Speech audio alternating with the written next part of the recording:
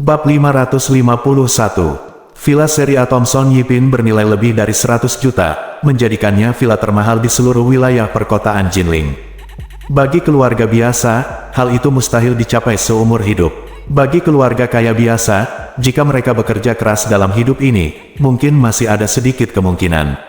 Bagi keluarga kaya, butuh kerja keras selama 10 tahun untuk bisa tinggal di villa seperti itu. Namun bagi keluarga Wu, villa semacam ini hanyalah setetes air dalam ember. Meskipun keluarga Wu sedang menghadapi kesulitan besar sekarang, bagi keluarga Wu, mereka memiliki kekayaan bersih ratusan miliar dan tidak akan peduli sama sekali dengan villa bernilai lebih dari 1 miliar. Apalagi Wu Donghai mengetahui dengan jelas bahwa villa ini dibeli oleh keluarga Wu untuk ditinggali oleh keluarga Xiao. Dengan kata lain, villa tersebut tidak diberikan kepada keluarga Xiao. Dengan cara ini, setara dengan pembelian keluarga Wu, satu set real estate. Mungkin tidak akan bertahan 2 tahun, keluarga Wu masih bisa menghasilkan uang jika nilai villa ini meningkat, jadi mengapa tidak melakukannya? Jadi, Wu Donghai mengangguk dan berkata, karena kita ingin bekerja sama dalam hal-hal besar, saya masih dapat memenuhi permintaan kecil ini. Jadi, saya akan mengatur agar anak buah saya menanyakan tentang rumah tangga 04 atau rumah tangga 06 sekarang.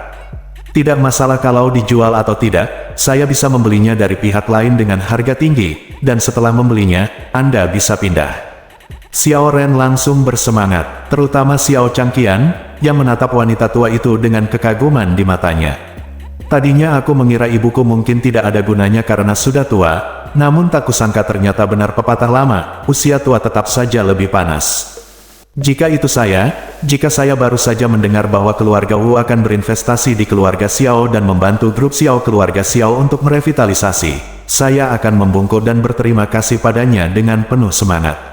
Tapi ibu berbeda. Wanita tua itu dengan tenang menganalisis psikologi Wu Donghai dan mengamankan sebuah villa untuk keluarga Xiao segera setelah dia membuka mulut. Meskipun saya baru saja pindah dan saya tidak yakin berapa lama saya bisa tinggal di sana, bukankah semuanya sia-sia? Namun, Nyonya Xiao juga tahu betul bahwa sejak dia menaiki kapal besar keluarga Wu, dia harus menemukan cara untuk mendapatkan lebih banyak keuntungan untuk dirinya sendiri. Anda dapat menolak villa untuk sementara waktu, tetapi Anda setidaknya harus membuat komitmen tertentu pada diri sendiri dalam hal lama menginap. Jadi, dia memandang Wu Donghai dan berkata sambil tersenyum, Tuan Wu, Anda sangat murah hati, tapi masih ada yang ingin saya tanyakan kepada Anda, Nyonya Tua. Wu Donghai mengangguk dan berkata dengan tenang, katakan padaku apa yang terjadi. Nyonya Xiao Tua berkata, Tuan Wu, lihat saya sudah cukup tua.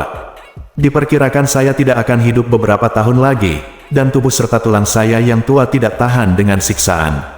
Jika Anda biarkan aku tinggal di Thomson Yipin hari ini, kamu akan bisa tinggal di sana besok. Dengan lambaian tangannya, dia membunuh bajingan Ye Chen itu, jadi bukankah aku harus pindah besok? Lagi pula, itu akan mudah untuk orang besar sepertimu yang membunuh bajingan seperti Ye Chen. Sanjungan itu membuat Wu Donghai merasa senang. Dia memandang wanita tua itu dan bertanya, apakah kamu ingin aku memberimu janji berapa lama kamu akan tinggal di villa ini? Nyonya Xiao segera mengacungkan jempolnya dan berkata dengan nada menyanjung, benar saja, tidak ada yang bisa luput dari pandangan tajam Anda, Tuan Wu. Saya, wanita tua, bukanlah orang yang mendambakan kemuliaan dan kekayaan, tetapi tubuh dan tulang saya tidak dapat menahannya, siksaan itu dan saya ingin hidup dalam damai. Jadi bisakah Anda menandatangani perjanjian dengan kami bahwa kami dapat tinggal di villa kelas 1 Thomson setidaknya selama 10 tahun? Setelah 10 tahun, terlepas dari apakah wanita tua itu masih hidup atau tidak, keluarga Xiao akan pindah seperti yang dijanjikan. Menurut Bu Xiao, 10 tahun itu waktu yang lama, lagi pula hak milik sebuah rumah hanya bertahan selama 70 tahun, dan 10 tahun setara dengan 1/7 konsumsi. Sebuah villa bernilai setidaknya lebih dari 100 juta, dan 1/7-nya hampir 20 juta. Terlebih lagi, tahun ini saya sudah berusia 80 tahun, dan saya mungkin tidak dapat hidup 10 tahun lagi. Wu Donghai tidak terlalu peduli dengan sebuah villa pada awalnya, jadi sangat tidak mungkin untuk memberikannya kepada keluarga Xiao. Bagaimanapun, dia bukanlah tipe orang yang memanfaatkannya, tetapi membiarkan mereka tinggal di sana selama-lamanya. 10 tahun sebenarnya bukan masalah besar baginya. Jadi Wu Donghai segera berkata dengan tenang, 10 tahun adalah 10 tahun, tetapi kamu harus berkonsentrasi bekerja untukku dan menyingkirkan Ye Chen secepat mungkin. Aku juga akan memberinya hadiah yang besar. Nyonya Xiao buru-buru menarik seluruh keluarga dan membungkuk kepada Wu Donghai, kegembiraannya terlihat jelas. Beberapa anggota keluarga Xiao lainnya juga sangat bersemangat, dengan ini, keluarga Xiao telah sepenuhnya menyerah. Grup Xiao tidak hanya diselamatkan, tetapi mereka juga dapat tinggal di villa kelas 1 di Thompson, yang lebih baik dari yang terbaik di masa lalu. Selain itu, Wu Donghai juga berjanji akan mendukung grup Xiao. Mungkin grup Xiao dapat membuat kemajuan terobosan dengan bantuannya. Wu Donghai berkata saat ini, saya akan mengatur seseorang untuk pergi ke Thompson Yipin untuk memeriksa kondisi rumah sekarang, dan membeli Thompson Yipin A04 atau A06 sesegera mungkin. Kalian akan tinggal di kamar tamu untuk sementara waktu menjadi. Ketika saya mempersiapkan segalanya, saya akan mengirim Anda kembali ke Jinling, dan kemudian investasi saya di grup Xiao akan langsung ditransfer ke rekening perusahaan Anda. Keluarga Xiao sangat bersemangat sehingga mereka segera mengucapkan terima kasih dan setuju. Kemudian keluarga tersebut diatur oleh para pelayan ke area kamar tamu keluarga Wu. Villa keluarga Wu menempati area yang luas dan terbagi menjadi 3 area. Satu area adalah area tempat tinggal keluarga Wu, area lainnya didedikasikan untuk tempat tinggal para pelayan, dan area ketiga didedikasikan untuk tempat tinggal, area para tamu. Villa keluarga Wu membeli sebidang tanah yang luas dan membangunnya sendiri seluruhnya. Skalanya beberapa kali lipat dari villa kelas 1 Thompson. Ada lebih dari selusin kamar tamu, sehingga mereka dapat mengaturnya dengan mudah. Para pelayan keluarga Wu membawa mereka ke area kamar tamu dan memberi mereka 4 kamar. Nyonya Xiao, Xiao Hailong dan Xiao Weiwei masing-masing berbagi kamar, Xiao Changqian dan Qian Hongyan secara alami tinggal bersama. Begitu mereka kembali ke kamar masing-masing, Xiao Changqian tidak sabar untuk memeluk Qian Hongyan, dan berkata dengan cemas, istriku, kamu telah dianiaya selama ini, istriku. Aku sangat merindukanmu, istriku. Saat dia berbicara, dia harus melepas pakaian Qian Hongxian. Qian Hongyan juga sangat emosional, dia sudah lama tidak bertemu suaminya, jadi dia tentu saja sangat senang bisa tiba-tiba bersatu kembali dengannya. Apalagi keduanya juga berada di tahun macan dan serigala, saat ini lebih baik berpamitan daripada pengantin baru. Namun jauh di lubuk hati Qian Hongyan, dia agak khawatir. Ia tentu yakin bahwa selama berpisah dengan suaminya pasti tidak akan main-main di luar, dan tidak punya tenaga, apalagi sudah lama berada di rutan. Tapi aku sudah tidak setia lagi. Ketika dia berada di tambang batu bara hitam, dia menyerah pada godaan supervisor dan menjadi simpanan untuk waktu yang lama. Dia selingkuh hampir setiap hari. Dia sangat khawatir. Khawatir suatu saat suaminya mengetahui semua itu dan kemudian tidak menyukainya atau bahkan marah pada dirinya sendiri. Jadi dia memutuskan jauh di lubuk hatinya bahwa dia harus membawa masalah ini ke peti mati dan jangan pernah memberitahu siapapun. Bab 552. Sebelum hari gelap, Xiao Changqian dan Qian Hongyan sudah berada di kamar tamu mereka, dan suara ombak masih terus terdengar.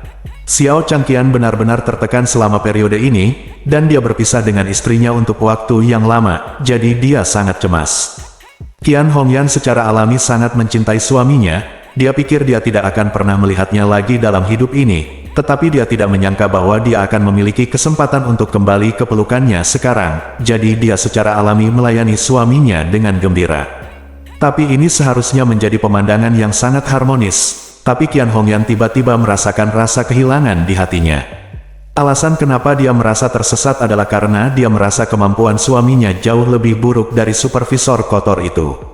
Ini sungguh menyedihkan. Yang satu adalah orang yang dia cintai, dan yang lainnya adalah orang yang dia benci. Tetapi jika Anda mengesampingkan hal-hal ini dan sekadar membicarakan aspek itu, gabungan dua orang yang Anda cintai tidak dapat dibandingkan dengan orang yang Anda benci.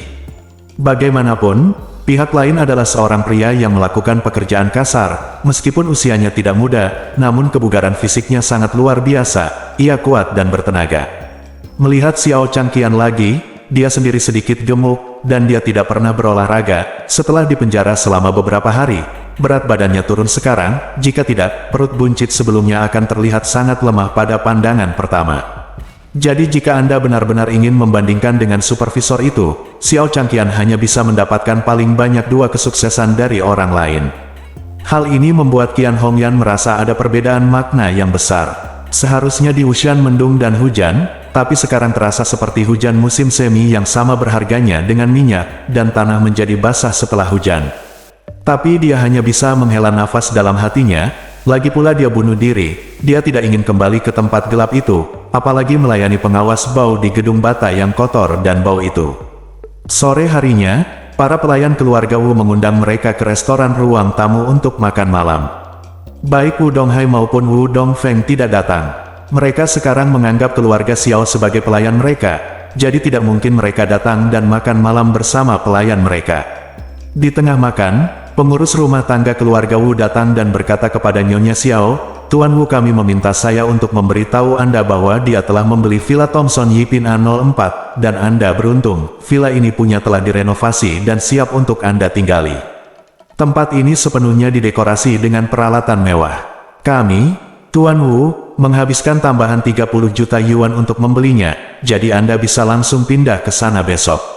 Ketika keluarga Xiao mendengar ini, mereka sangat gembira sehingga wanita tua itu tidak bisa mengendalikan tangannya yang gemetar dan membuang kedua sumpit itu. Setelah mengucapkan terima kasih yang sebesar-besarnya kepada pengurus rumah tangga, Nyonya Xiao berkata kepada keluarganya, "Kami semua telah melihat villa tipe A kelas 1 di Thomson.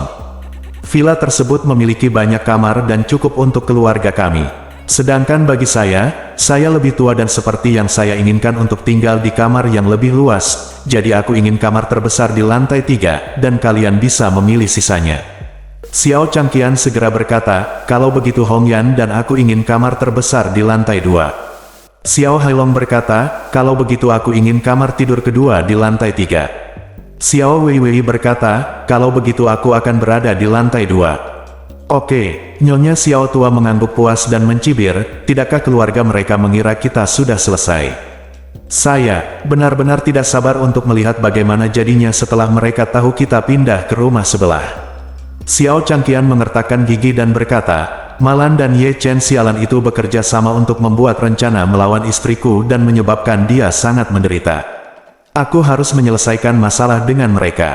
Qian Hongyan buru-buru berkata, "Apakah kamu gila? Kamu tidak boleh memberitahu mereka masalah ini dengan jelas." "Kenapa?" Xiao Changqian hanya bisa mengerutkan kening. Qian Hongyan segera berkata, "Helian dan sayalah yang memasang jebakan untuk menipu Malan, tetapi gagal menipunya. Sebaliknya, Ye Chen berkomplot melawannya. Jadi jika Anda memikirkannya seperti ini, Helian dan saya bangkrut hukum terlebih dahulu. Jika kita benar-benar melakukannya, jika masalah ini dipublikasikan dan polisi turun tangan, mereka pasti akan menangkap saya, bukan mereka." Saat dia mengatakan itu, Qian Hongyan memikirkan tentang bagaimana Helian ditembak mati tadi malam, dan berkata dengan gugup, "Helian ingin memukuli saya tadi malam, tetapi ditembak mati oleh seseorang dari keluarga Wu. Sekarang keluarganya masih di tempat pembakaran batu bara hitam itu. Jika masalah ini terungkap dan polisi mengeluarkan keluarga Helian, mereka pasti akan datang kepadaku untuk membalas dendam." Xiao Changqian mengerutkan kening dan berkata, "Mungkinkah orang yang bermarga Ma dan orang yang bermarga Ye diuntungkan dengan sia-sia?" Qian Hongyan berkata, "Saya bisa membuat masalah bagi mereka di tempat lain. Selain itu, keluarga Wu berada di belakang layar dan berencana membunuh mereka. Balas dendam pasti bisa dibalas, tapi tolong jangan sebutkan kejadian itu lagi." Faktanya, Qian Hongyan masih memiliki kekhawatiran di lubuk hatinya, jika tambang batu bara hitam disebutkan, dan masa lalu antara dirinya dan supervisornya terungkap, bagaimana dia masih bisa mendapatkan pijakan di keluarga Xiao.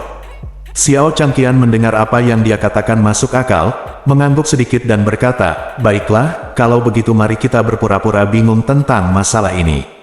Keesokan harinya, keluarga Xiao kembali ke Jinling dengan mobil keluarga Wu.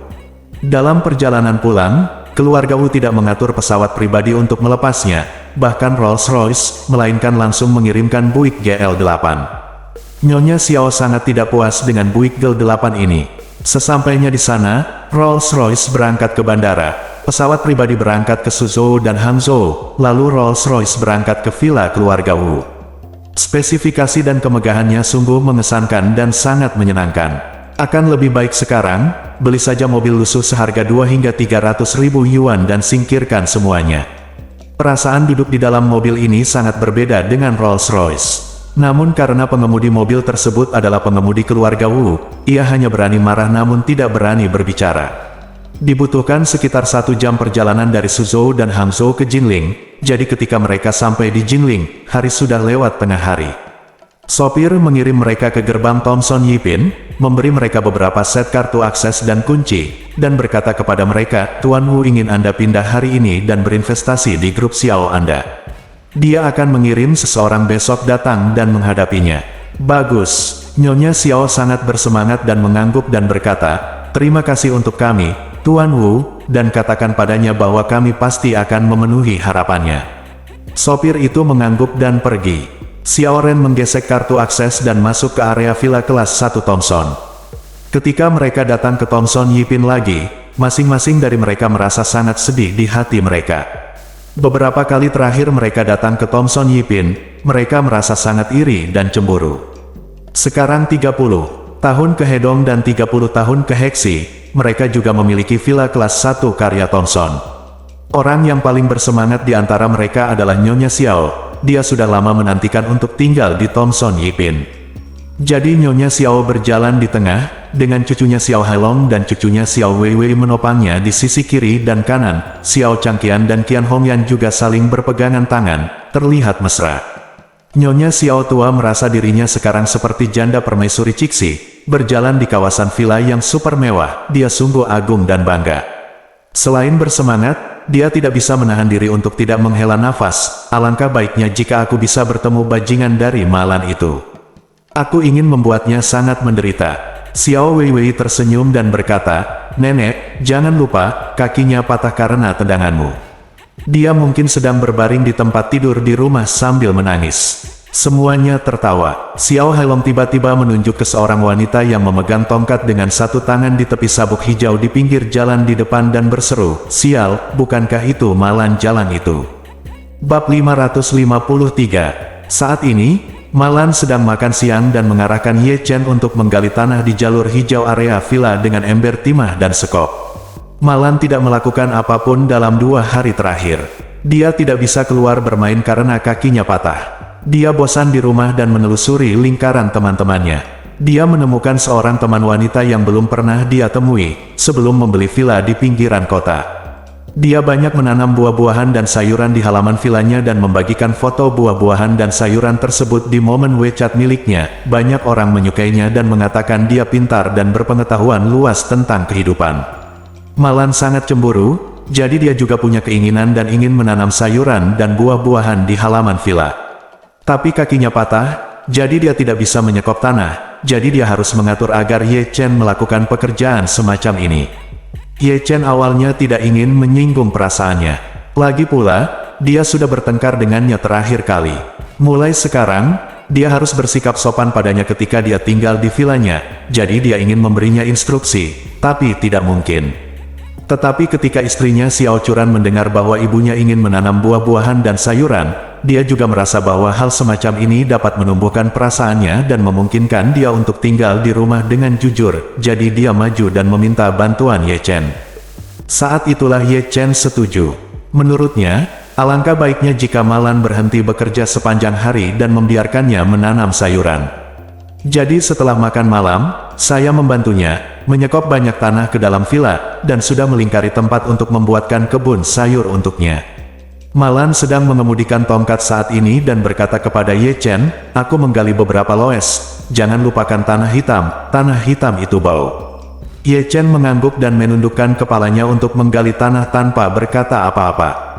Malan ragu-ragu sejenak, lalu bertanya dengan hati-hati dengan nada konsultatif, Ye Chen, bisakah ibu mendiskusikan sesuatu denganmu? Melihat sikapnya yang tidak buruk, Ye Chen berkata dengan tenang, jika ada yang ingin kamu katakan, katakan padaku. Aku akan mendengarkan dulu. Malan tertawa dan berkata, kapanpun kamu punya waktu, pergilah ke pedesaan dan belilah sayuran dan buah-buahan dari para petani tua di pedesaan. Beli kembali utuh dengan akarnya. Ye Chen berkata, bukankah tidak perlu melepas celana dan kentut? Jika kamu ingin sayuran dan buah-buahan, tidak bisakah kamu pergi ke supermarket dan membelinya? Ajukan saja dan mereka akan mengantarkannya ke rumahmu. Malan sangat tidak puas dan tidak nyaman dengan sikap Ye Chen, tapi dia tidak berani berkata apa-apa. Dia hanya bisa memohon sambil tersenyum, "Ibu ingin kamu membeli pohon utuh, bukan untuk dimakan, tapi ditanam langsung di pohonnya. Di villa kita, bukankah kita bisa langsung memiliki kebun sayur yang indah? Kalau tidak, jika kita menabur benih lalu menanamnya, dan menunggu sampai tumbuh, berapa lama waktu yang dibutuhkan untuk melakukannya?" Ini sudah akhir tahun. Ye Chen yakin, tampaknya ibu mertua sedang memikirkan hal ini dan ingin segera mengambil gambar dan mempostingnya di WeChat Moments. Saat dia hendak menolak permintaannya yang tidak masuk akal, Malan buru-buru berkata, "Menantu yang baik, izinkan saya mengatakan yang sebenarnya. Curan suka menanam sayuran dan buah-buahan sejak dia masih kecil. Ketika dia masih kecil, dia sering membawa saya dan ayahnya kepadanya. Saya pergi memetik bersamanya dan pergi ke kebun sayur orang lain di pedesaan, tetapi dia tidak mau keluar." Ye Chen memandangnya dengan curiga, "Kapan itu terjadi? Mengapa saya belum pernah mendengarnya?" Malan buru-buru berkata, "Bukankah kamu tiba-tiba tumbuh dewasa, kamu pergi ke sekolah dan pergi bekerja, bagaimana kamu bisa punya waktu untuk lari ke kebun sayur?" Sumpah demi Tuhan, Curan sangat menyukai hal-hal ini sejak dia masih kecil. Ketika dia masih di sekolah dasar, saya juga ingin menanamnya di halaman villa keluarga Xiao, tetapi wanita tua itu tidak mau melakukannya. Ye Chen saat ini berpikir bahwa jika istrinya benar-benar menyukainya, dia sebaiknya membuat pengaturan. Jadi, dia mengeluarkan ponselnya, menelepon Xiao Curan, dan bertanya padanya, "Sayang, besok adalah akhir pekan, apakah kamu ingin keluar untuk menjemput?" Baik, ketika Xiao Curan mendengar ini, dia langsung setuju tanpa berpikir, "Bagus. Di mana kita bisa memilih? Bagaimana kamu tahu bahwa aku suka memetik?" Setelah mendengar ini, Ye Chen tersenyum dan berkata, "Oke, kamu tidak perlu khawatir kemana harus pergi, suamiku akan mengaturnya." "Bagus," Xiao Curan berkata dengan gembira, "kalau begitu aku akan menunggumu mengaturnya." "Oke." Setelah menutup telepon, Malan buru-buru berkata dengan nada menyanjung, "Apakah menurutmu aku tidak berbohong padamu?" Ye Chen bersenandung, mengeluarkan ponselnya dan menelepon Wang Zenggang. "Tuan Ye, mengapa Anda ingat untuk menelepon saya?" Ye Chen berkata dengan tenang, "Wang tua, istriku sangat suka memetik. Aku akan menggunakan setengah dari villa di villa kelas 1 Thomson untuk membuat kebun sayur sehingga dia bisa memetik di halaman setiap hari, jadi kamu pergi dan carikan untuk saya varietas sayuran dan buah-buahan terbaik, dan saya ingin yang sudah tumbuh, berbuah, menempel pada tanaman merambat, berbiji, dan berakar. Apakah bisa langsung ditransplantasikan ke Thomson Yipin? Bisakah itu selesai?" Ketika Wang Zenggang mendengar ini, dia berseru, "Tuan Ye, jangan khawatir, bahkan jika Anda menginginkan rumah kaca sayuran, saya bisa membelikannya untuk Anda." Ye Chen berkata, "Oke, mari kita mulai persiapan hari ini. Datanglah ke penanaman transplantasi kelas 1 Thomson di malam hari. Saya ingin istri saya melihatnya ketika dia bangun besok." Wang Zenggang terkekeh, "Tuan Ye, Anda benar-benar tahu bagaimana mencintai istri Anda. Jangan khawatir, saya akan segera mengaturnya." Malan juga sangat bersemangat saat ini. Ye Chen memang pandai menipu orang, hanya dengan menelepon, orang lain rajin menata kebun sayur untuknya. Tenaganya memang tidak sedikit. Dulu aku mengira orang ini akan meledak cepat atau lambat, tapi tidak peduli bagaimana aku melihatnya, aku merasa orang ini semakin makmur seiring berjalannya waktu. Pada saat ini, Malan tiba-tiba mendengar suara yang familiar terngiang di telinganya, "Hei, bukankah ini menantu perempuanku yang baik? Kenapa dia memakai kruk? Jangan bilang, postur aroganmu cukup menggerahkan." Wajah Malan langsung menjadi sangat jelek. Dia tidak perlu menoleh ke belakang untuk mengetahui bahwa suara itu berasal dari ibu mertuanya, Nyonya Xiao tua sialan itu. Tapi ketika dia berbalik dan melihat, dia terkejut, "Apa yang terjadi? Bagaimana cara Anda mengumpulkan orang-orang? Bukankah wanita tua itu, Xiao Changqian dan kedua anak laki-lakinya masih akan ditahan beberapa hari lagi? Apakah sudah dirilis sebelumnya? Kuncinya mengapa Qian Hongyan ada di sini? Bukankah perempuan jalan ini dikirim ke tambang batu bara hitam oleh teman Marven?" Ketika Ye Chen mendengar suara itu saat ini, dia tidak bisa menahan diri untuk tidak menoleh dan mengerutkan kening. Dia juga tidak menyangka Qian Hongyan akan muncul di sini. Segalanya selalu dapat diandalkan. Dia seharusnya tidak membuat kesalahan besar dan membiarkan Qian Hongyan kembali. Apa yang terjadi di sini? Qian Hongyan adalah rahasia antara Ye Chen dan ibu mertuanya Malan. Meskipun istri dan ayah mertuanya kemudian mengetahui bahwa ibu mertua mereka kehilangan uang dalam perjudian, mereka tidak mengetahui bahwa Qian Hongyan dikirim ke tambang batu bara hitam. Keduanya mengira Qian Hongyan seharusnya melarikan diri membawa uang itu, jadi Qian Hongyan tiba-tiba kembali saat ini, yang membuat Ye Chen agak khawatir. Saat ini, Malan yang tak pernah mau kalah pun sudah memarahi, menurutku siapa itu? Ternyata itu keluargamu. Ada apa? Kamu berencana membangun villa kami. Bagaimana kamu bisa sampai di sana? Terakhir kali, kalian semua lupa, percaya atau tidak, aku akan memanggil polisi untuk menangkapmu sekarang. Bab 554. Setelah mendengar bahwa Malan kembali menggoda semua orang di pusat penahanan, Xiao Hailong segera berkata dengan marah, "Malan, lihat penampilan burung jelekmu. Kedua gigi depannya hilang, dan kamu bahkan tidak dapat berbicara. Bagaimana kamu bisa dibandingkan dengan kita di sini? Apa yang sedang kamu lakukan?" Ketika Malan mendengar bahwa Xiao Hailong berani mengejek giginya, dia menjadi sangat marah. Dalam beberapa hari terakhir sejak dia kembali, dia tidak berani bercermin karena gigi depannya terlalu jelek. Namun pergi ke dokter gigi merupakan hal yang sangat merepotkan, terkadang Anda harus bolak-balik ke dokter gigi beberapa kali untuk melakukan penambalan gigi, apalagi jika Anda kehilangan beberapa gigi dan perlu dilakukan penambalan ulang. Xiao Churan awalnya ingin mengeluarkan uang untuk menanam gigi porselen untuknya, tetapi karena kakinya sekarang patah dan sulit bergerak, dia tidak membiarkannya repot untuk saat ini. Sebaliknya, dia setuju untuk memasang gigi tersebut setelahnya kaki sembuh. Justru karena gigi depannya hilang, Malan tidak tertarik untuk keluar, kalau tidak semua gambaran mulutnya akan hilang. Tapi sekarang, bajingan seperti Xiao Hailong berani menggodanya tentang giginya, bagaimana dia bisa menahannya? Jadi, Malan langsung berteriak, "Xiao Hailong, aku juga bibi keduamu. Kamu berbicara kepadaku seperti ini, apakah kamu tidak takut dengan langit?" Xiao Hailong berkata dengan nada menghina, "Apakah kamu bibi kedua yang menyebalkan? Melihat betapa jeleknya kamu, aku belum pernah melihat wanita seburuk kamu. Jika gigi depanmu tidak diganti, mengapa kamu masih berakting dalam sandiwara?" Petik 2. Hal terakhir yang berani dipikirkan Malan adalah penampilan wanita tua di sketsa Zhao Bensan dan Song Dandan, karena penampilannya sama persis dengan miliknya. Ketika Xiao Hailong mengatakan ini, dia menjadi semakin marah. Jadi dia mengeluarkan ponselnya dari sakunya, mengertakkan gigi dan mengutuk, "Tunggu saja aku akan menelepon polisi sekarang dan menuntutmu karena membobol rumah. Kamu hanya tidak mengubah caramu, jadi jika kamu masuk kali ini, kamu akan dikurung lebih lama." Saat ini, Nyonya Xiao mencibir dengan jijik, "Malan, apakah kamu benar-benar mengira hanya kamu satu-satunya di dunia yang mampu tinggal di rumah kelas 1 Tangchen?" Malan mendengus dingin, "Tentu saja. Mungkinkah pria bau sepertimu mampu tinggal di Tangchen Yipin? Bukannya aku meremehkanmu, wanita tua sialan, jika kamu mampu tinggal di Tangchen Yipin, aku akan memberikan kepalaku padamu.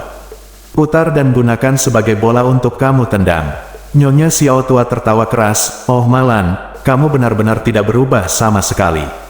Meskipun kesehatan nenekku buruk, hari ini aku benar-benar ingin mencoba melihat apakah kamu dapat menendang kepalamu."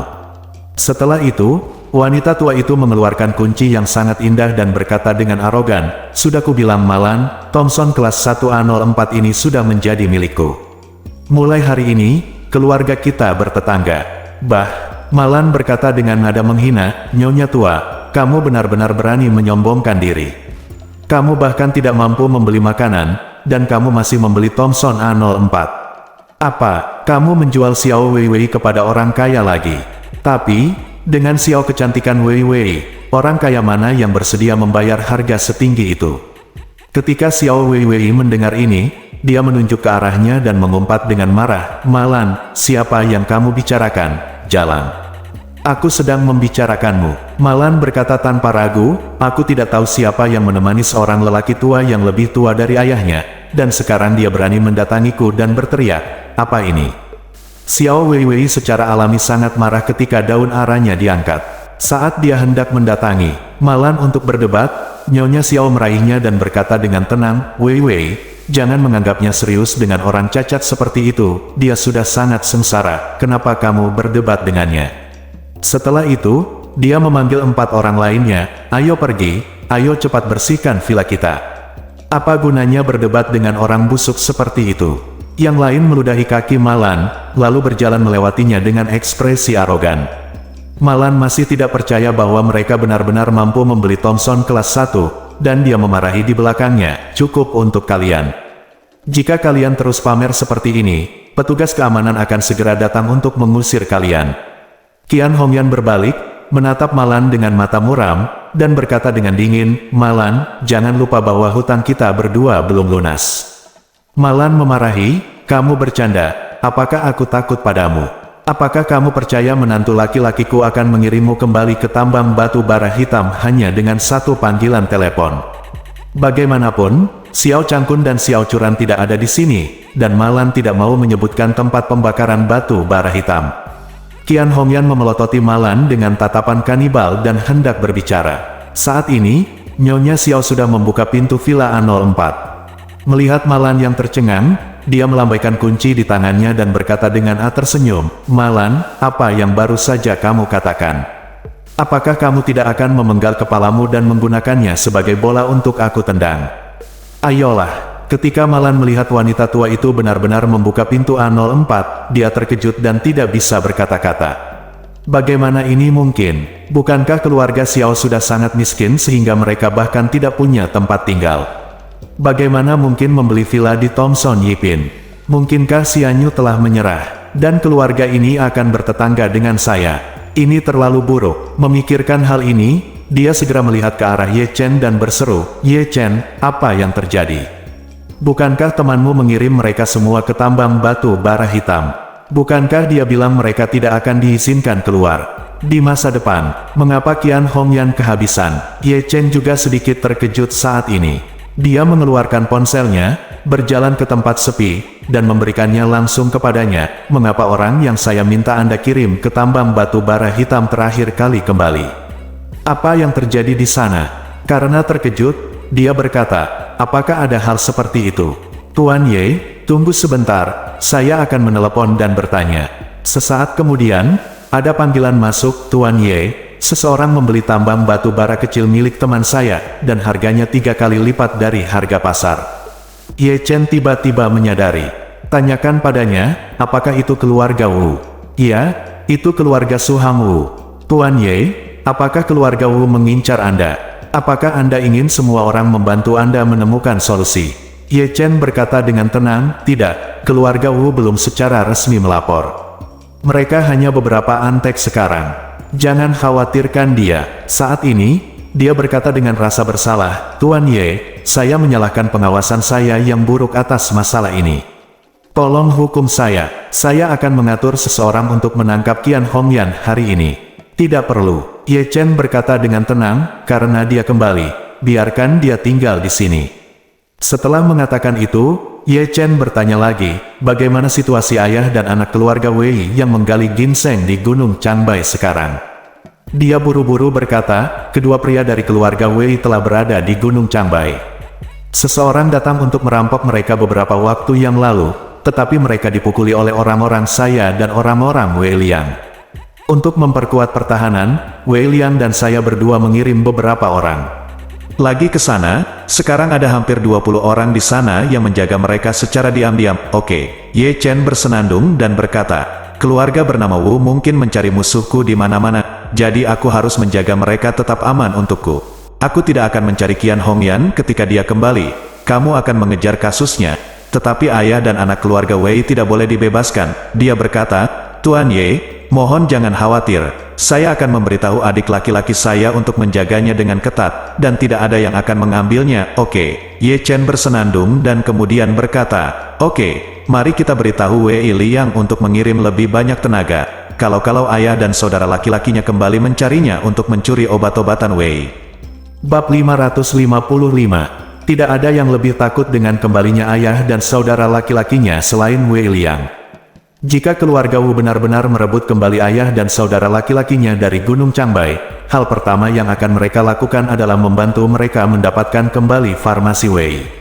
Pasalnya, keluarga Wu pasti tidak ingin mendapatkan kembali sepasang ayah dan anak saja, mereka juga berharap sekutunya bisa memiliki kekuatan yang lebih kuat. Weiss Pharmaceutical juga merupakan perusahaan farmasi dengan nilai pasar beberapa miliar. Jika bekerja sama dengan keluarga Wu, mungkin memiliki ruang lebih besar untuk berkembang. Oleh karena itu, Wu Donghai hanya perlu mendapatkan kembali ayah dan anak tersebut dan membantu mereka mendapatkan kembali kekuasaan mereka. Ini setara dengan memiliki sekutu tambahan yang bernilai miliaran dolar, dan sekutu setia. Ye Chen percaya bahwa setelah Wei Liang mengetahui masalah ini, dia pasti akan mencoba yang terbaik untuk menghentikan tindakan keluarga Wu. Terus terang, bahkan jika ayah dan anak keluarga Wei benar-benar kembali, itu tidak masalah bagi Ye Chen. Dia memiliki 10.000 cara untuk menenangkan ayah dan anak keluarga Wei secara instan. Jika dia mau, dia bahkan bisa meminta Wu Donghai untuk menemui Marx secara langsung. Tapi itu tidak ada gunanya. Sobat, jika memang tidak ada musuh, kesenangan apa yang ada dalam hidup? Karena keluarga Wu ingin bermain, maka saya harus bermain dengan mereka. Lagi pula, ada keluarga besar dengan skala 200 miliar, dan sebenarnya tidak banyak kesempatan bagi Anda untuk menjadi karung pasir dan melatih keterampilan Anda. Dia mungkin harus kembali ke Yanjing di masa depan dan menghadapi keluarga Ye yang tidak dia kenal. Jika kita tidak mempelajari pengalaman pertikaian antara keluarga kaya sebelumnya, akan sangat sulit menghadapi bahaya apapun ketika saatnya tiba. Sekarang adalah kesempatan bagus untuk melakukan pengujian kulit. Ye Chen menutup telepon dan kembali ke area menyekop. Malan tidak sabar untuk datang dan bertanya, "Apakah kamu bertanya? Apa yang terjadi? Bagaimana wanita jalang bau Qian Hongyan itu kembali?" Ye Chen berkata kepada Malan, "Aku baru saja bertanya di telepon. Teman itu mengatakan bahwa tambang batu bara hitam di sana bangkrut dan baru saja mendapat bos baru, jadi semua pekerja melarikan diri. Qian Hongyan mungkin mengambil kesempatan itu untuk lari keluar juga." Malan berkata dengan depresi, "Bagaimana kita bisa membuat wanita tak tahu malu itu kabur? Melihatnya saja membuatku marah." Mengingat saat Qian Hongyan memasang jebakan untuk dirinya sendiri, Malan tidak hanya membenci Qian Hongyan, tapi juga membenci Ye Chen. Karena Ye Chen memaksa Helian untuk menyumbangkan seluruh uangnya saat itu, termasuk uang yang hilang dari Helian. "Awalnya, saya memiliki kekayaan bersih sekitar 2 juta, tetapi saya membiarkan anak Ye Chen ini melakukan semuanya untuk saya sekaligus." Dibandingkan masa lalu, ketika Malan memikirkan hal ini, dia akan menunjuk ke hidung Ye Chen dan memarahinya. Tapi sekarang, Malan tidak berani pamer kepada Ye Chen, lagi pula dia tinggal di vilanya sekarang, dan putrinya tidak menghadapinya lagi, jadi anak ini tidak lagi takut padanya. Ye Chen meliriknya dan berkata dengan tenang, "Tidak ada gunanya bertanya bagaimana cara mengeluarkannya sekarang. Sekarang dia bisa tinggal di kelas 1 Thompson, itu membuktikan bahwa orang lain sekarang memiliki pendukung. Jangan memprovokasi mereka jika kamu baik-baik saja, jika kita diintimidasi oleh orang lain lagi, kita mungkin tidak bisa mengalahkan mereka."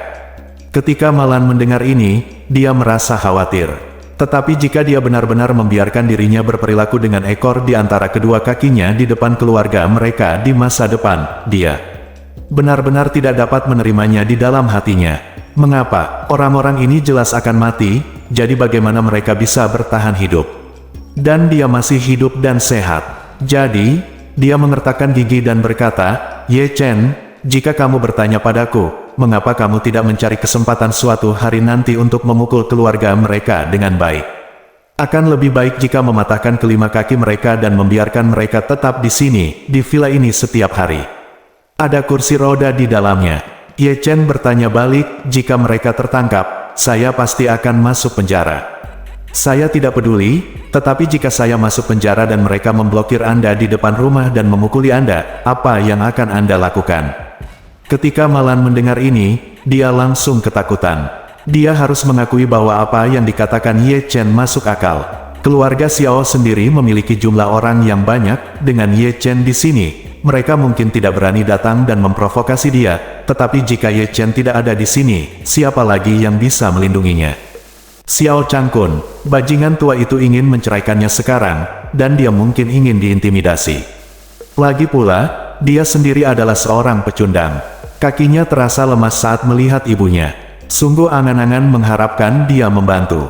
Jadi dia hanya bisa menghela nafas panjang dan berkata, "Sepertinya aku akan bertetangga dengan keluarga Xiao mulai sekarang.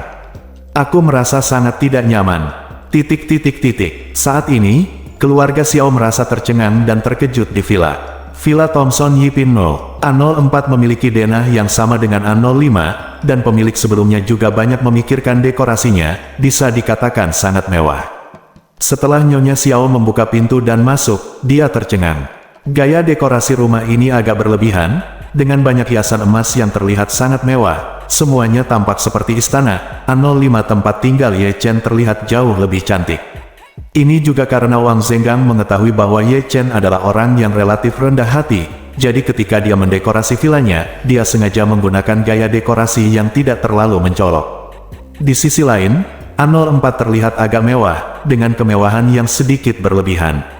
Namun, keluarga Xiao sendiri adalah orang-orang yang flamboyan dan sangat angkuh. Yang lebih penting, keluarga tersebut tidak berpendidikan tinggi, sehingga mereka lebih menyukai dekorasi emas yang kaya semacam ini. Setelah sampai di ruang tamu, keluarga Xiao benar-benar terpana. Nyonya Xiao begitu gembira hingga dia menangis. Dia merasa seperti berada dalam mimpi ketika dia menyentuh dan melihat ini. Hal yang sama berlaku untuk semua orang. Faktanya, semua orang belum pernah melihat sebagian besar dunia. Mereka ingin melihat villa Ye Chen, jadi mereka iri. Namun, mereka tidak menyangka bahwa mereka akan bernasib sama, villa. Dan yang lebih penting, villa saya terlihat lebih mewah dari villa Ye Chen. Hal ini membuat mereka semakin bersemangat. Nyonya Xiao naik lift menuju kamar tidur besar terbaik di lantai 3. Dia merasa sangat puas saat melihat perabotan di kamar tidur. Tempat tidur Simons yang mewah dan empuk terasa tidak biasa saat Anda menyentuhnya. Kudengar kasur Simons yang bagus harganya ratusan ribu per tempat tidur. Ketika Nyonya Xiao di masa kejayaannya, dia tidak rela mengeluarkan uang sebanyak itu. Tanpa diduga, saya mendapat kesempatan untuk menikmatinya kali ini. Mendorong pintu ke teras besar, Anda dapat menikmati pemandangan area villa tanpa halangan dari teras. Karena villa kelas 1 Thomson semuanya mengadopsi struktur 3 lantai di atas dan 2 lantai di bawah, maka rumah setiap orang tidaklah tinggi. Berdiri di lantai 3, Anda dapat melihat dengan sangat jelas dan jauh. Menariknya, berdiri di lantai 3, Anda hanya bisa melihat halaman rumah Ye Chen. Melihat Malan menggunakan kruk dan mengarahkan Ye Chen untuk menuangkan tanah ke taman kecil di halaman, Nyonya Xiao melihat ke halamannya lagi. Tidak ada apa-apa di sana, jadi dia tersenyum dan mendengus. Sepertinya Malan akan menanam beberapa bunga dan tanaman. Oke, setelah kamu selesai menanam, aku akan mencurinya untukmu. Tepat pada waktunya agar aku tidak perlu repot membelinya. Bersambung.